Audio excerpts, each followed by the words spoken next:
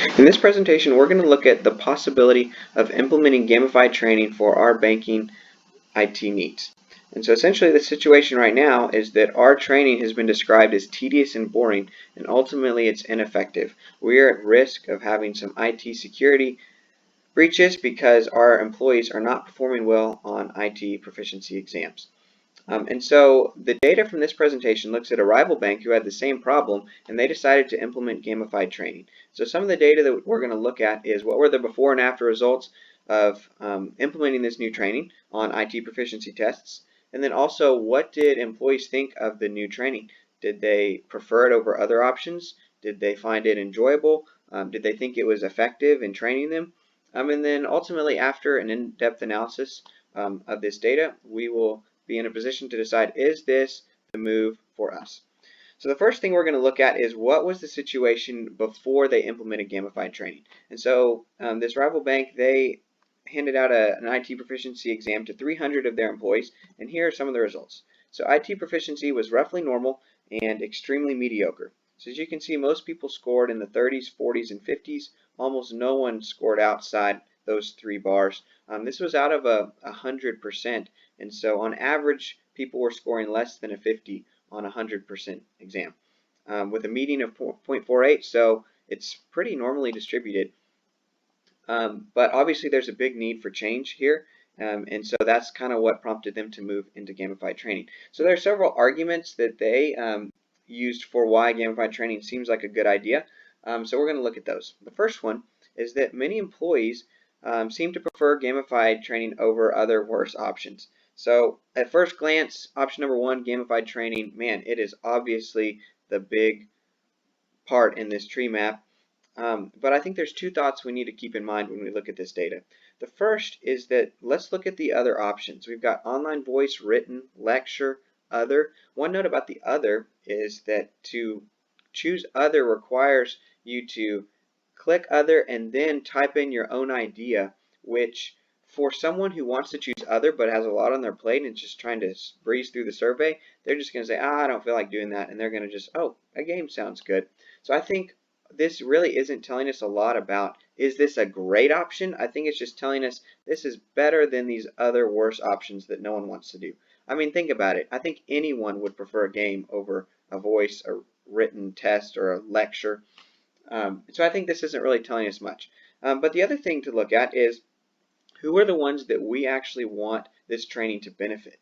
And I think it's the ones who didn't score great because they're already doing fine. They don't need a new training. It's the people that didn't score as well. Those are the ones that we really need this training to help. And let's look at what they thought. So I have a total knowledge filter for their exams. And let's look at the bottom part of these test techniques.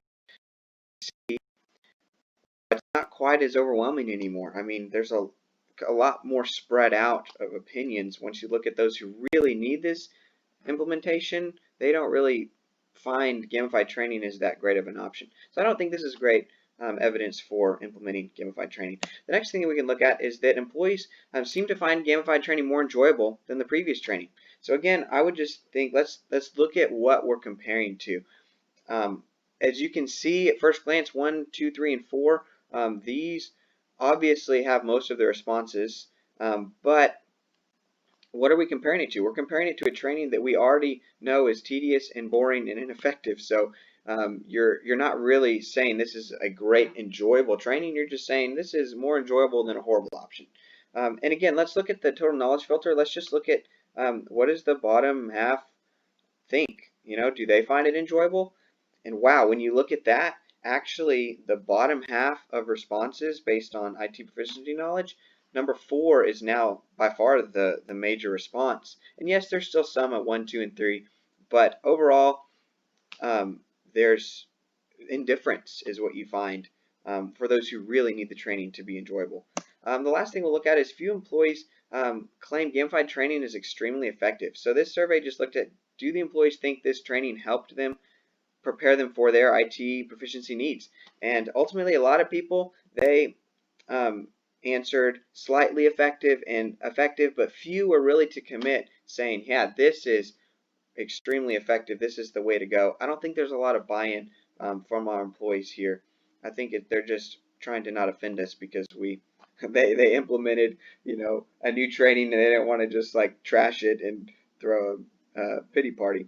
So finally, ultimately, all of these arguments for implementing gamified training, they mean something if the employees find it enjoyable, but ultimately, if the employees found it enjoyable and preferred it and thought it was effective, let's look at the data. Did this gamified training actually help them with their IT proficiency needs?